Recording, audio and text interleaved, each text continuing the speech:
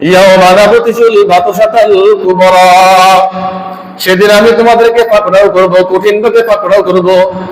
কিভাবে কঠিন ভাবে আল্লাহ রাব্বুল আলামিন সেদিন আমাদেরকে আপনাদেরকে পাকড়াও করবেন? ঈমানদারদেরকে, বিশেষ করে বেঈমানদারদেরকে, কাফের মুশরিকদেরকে আল্লাহ রাব্বুল আলামিন কাল কিয়ামতের ময়দানে, হাসরের ময়দানে কিভাবে পাকড়াও করবেন? আল্লাহর নবী মুহাম্মদুর রাসূলুল্লাহ সাল্লাল্লাহু আলাইহি ওয়াসাল্লাম এক হাদিসের মধ্যে বলতেছেন, ক্বালান নবিয়ুল আরবি সাল্লাল্লাহু আলাইহি ওয়াসাল্লাম, আল্লাহর নবী বলেন, ইন্নাল্লাহা ইয়াকবিদুল আরদা ইয়াওমাল কিয়ামাতি, মুহাম্মদুর রাসূলুল্লাহ সাল্লাল্লাহু আলাইহি ওয়াসাল্লাম বলতেছেন, কিয়ামতের দিন আল্লাহ রাব্বুল আলামিনের পৃথিবী থেকে, জমিন থেকে বাম হাত দ্বারা নিজ হাতে কব্জা করে নেবেন। ইন্নাল্লাহা ইয়াকবিদুল আরদা ইয়াওমাল কিয়ামাতি, আল্লাহ রাব্বুল আলামিন কিয়ামতের দিন এই পুরো পৃথিবীটাকে কুদরতি বাম হাত দ্বারা আল্লাহ রাব্বুল আলামিন কি করে নেবেন? কব্জার মধ্যে নিয়ে নেবেন, হাতের মধ্যে নিয়ে নেবেন, বাম হাতের মধ্যে নিয়ে নেবেন পুরো পৃথিবীটাকে।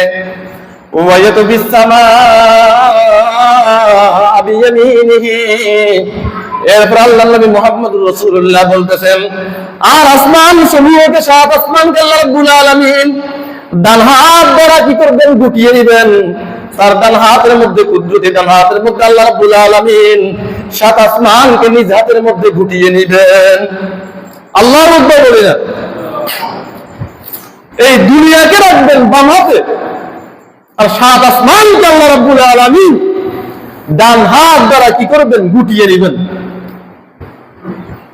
ইন্নাল্লাহা ইয়াকবিদুল আরদা ইয়াওমাল কিয়ামাতি ওয়া ইয়াকবিস সামাআ বিয়ামিনিহি সুম্মা ইয়াকুলু, এরপর আল্লাহ রাব্বুল আলামিন বলতে থাকবেন, এই দুনিয়াবাসীকে উদ্দেশ্য করে আল্লাহ রাব্বুল আলামিন বলতে থাকবেন, আনাল মালিকু, এই দুনিয়ার ঈমানদাররা, এই দুনিয়ার বেঈমানদাররা, এই দুনিয়ার প্রভাবশালীরা, এই দুনিয়ার হামানরা, সদ্দাতরা, নমরুদরা, দুনিয়ার শৈরাচাররা, দুনিয়ার জুলুমবাজরা, তোমরা মনে রাখো, তোমরা স্মরণ করো, আনাল মালিকু, আজকে আমার ক্ষমতা, আজকে আমার রাজত্ব, আজকে সমস্ত দুনিয়ার রাজত্ব আমার হাতে, সমস্ত কিছুর রাজত্ব আমার হাতে, সমস্ত কিছুর মালিক আমি একমাত্র, শুধুমাত্র আল্লাহ রাব্বুল আলামিন রাজা, আমার উপরে কোনো রাজা নাই।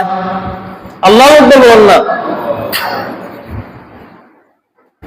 এই দুনিয়ার ফেরাউনদেরকে, হামান, সাদ্দাতদেরকে, শৈরাচারদেরকে, জুলুমবাজদেরকে, ক্ষমতার অপব্যবহারকারীদেরকে আল্লাহ রাব্বুল আলামিন বলবেন, আনাল মালিকু,